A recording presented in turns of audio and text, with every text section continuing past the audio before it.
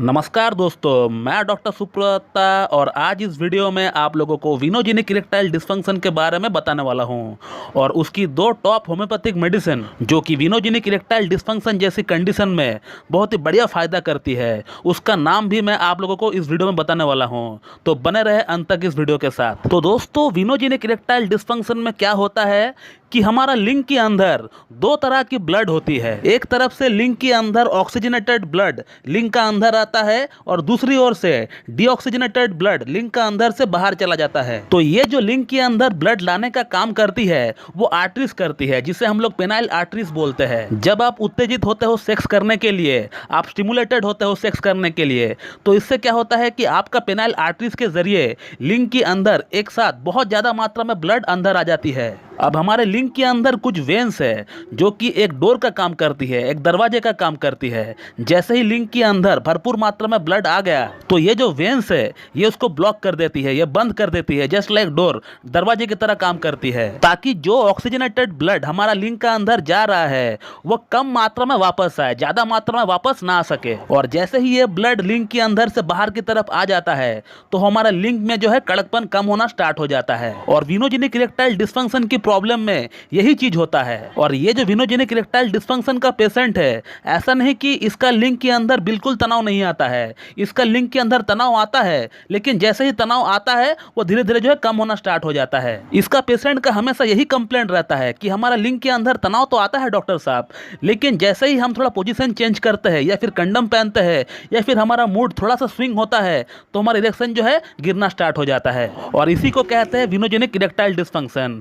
विनोजेनिक erectile dysfunction का जो patient होता है वो बिल्कुल स्वस्थ होता है, फिजिकली एकदम वेल साउंडेड होता है, शारीरिक इनको बहुत ज्यादा कोई प्रॉब्लम नहीं होती है। अब ये विनोजेनिक इरेक्टाइल डिस्फंक्शन क्यों किसी में होता है, इसका पीछे क्या कारण हो सकता है? तो दोस्तों, आज तक मैंने हजारों विनोजेनिक ईडी का पेशेंट का केस लिया है और उन सभी में एक प्रॉब्लम जो कॉमन मैंने देखा है वो ये है कि इसका जो पेशेंट है वो एक्सेसिव हस्तमैथुन किया हुआ रहता है। एक एक दिन में 4-4, 5-5 बार जो है हस्तमैथुन किया हुआ रहता है और वो भी बहुत ही गलत तरीके से हस्तमैथुन करता है। और गलत तरीके के कहने का मतलब मेरा यह है कि ये लोग जो है लिंग को बहुत ही गलत तरीके से पकड़ के और उसको रफली इसको हैंडलिंग करते हैं। या तो इनमें से ऐसा बहुत लोग हैं जो कि अपना बेड का ऊपर उल्टा लेट कर और अपना लिंग को थाई का ऊपर रगड़ के ये जो है किया करते हैं। और इसके अलावा मैंने बहुत सारे पेशेंट को ये कहते हुए सुना हूं कि सर, जब भी मेरा वीर्य बाहर निकलने वाला होता है तो मैं उसको रोक देता हूं, उसको सप्रेस कर देता हूं ताकि फिर से मैं संभोग का मजा ले सकूं। तो ये कुछ कॉमन कारण जो मैंने देखा है अपना प्रैक्टिस के दौरान। और इसके अलावा जिन लोगों का पेनाइल फ्रैक्चर हो जाती है या फिर जिन लोगों को वेरिकोसील हो जाती है उन लोगों में भी जो है ये प्रॉब्लम देखी जाती है। अब दोस्तों, विनोजेनिक इरेक्टाइल डिस्फंक्शन को डायग्नोस करने के लिए इसकी कुछ टेस्ट होती है, जैसे कि पेनाइल कलर डॉपलर होती है या एमआर वेनोग्राफी या फिर C2 वेनोग्राफी भी जो है एक डॉक्टर रेकमेंड कर सकता है अपना पेशेंट को करवाने के लिए। और अब दोस्तों, बात करते हैं विनोजेनिक इरेक्टाइल डिस्फंक्शन की ट्रीटमेंट के बारे में। दोस्तों, होम्योपैथी में इसका बहुत ही बढ़िया ट्रीटमेंट है। इनफैक्ट होम्योपैथी ही है जिसमें इसका ट्रीटमेंट पूरी तरह संभव होता है और बहुत ही कम टाइम में होता है।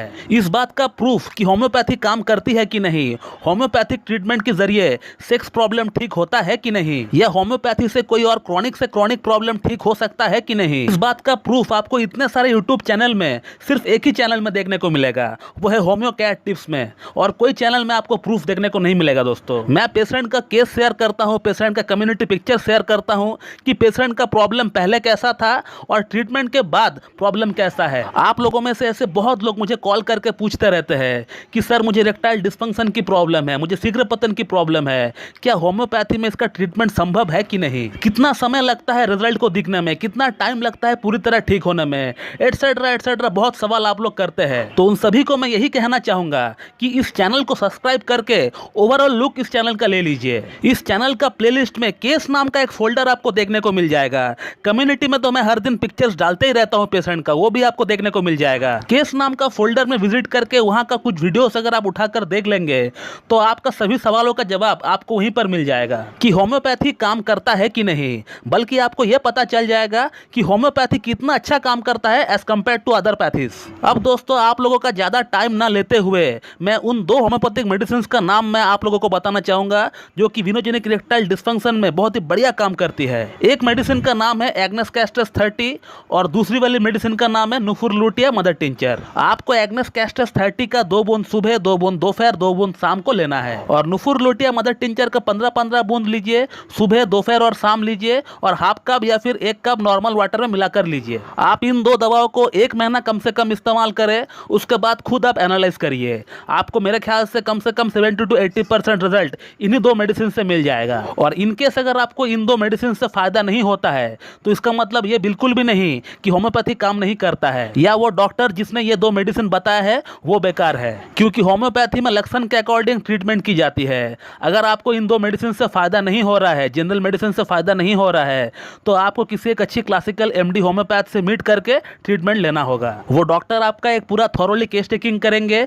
और केस टेकिंग के अकॉर्डिंग जो मेडिसिन वो आपको बताएंगे वो मेडिसिन से आपको 101% फायदा हो जाएगा। तो दोस्तों ये था एक short video about venogenic erectile dysfunction और मैं उम्मीद करता हूं कि आप लोगों को मेरा ये वीडियो पसंद आएगी और मेरा ये जो वीडियो है आप लोगों के लिए लाभकारी साबित होगी। तो दोस्तों मैं इस वीडियो को यहीं पे एंड करता हूं। So thank you very much and have a good day.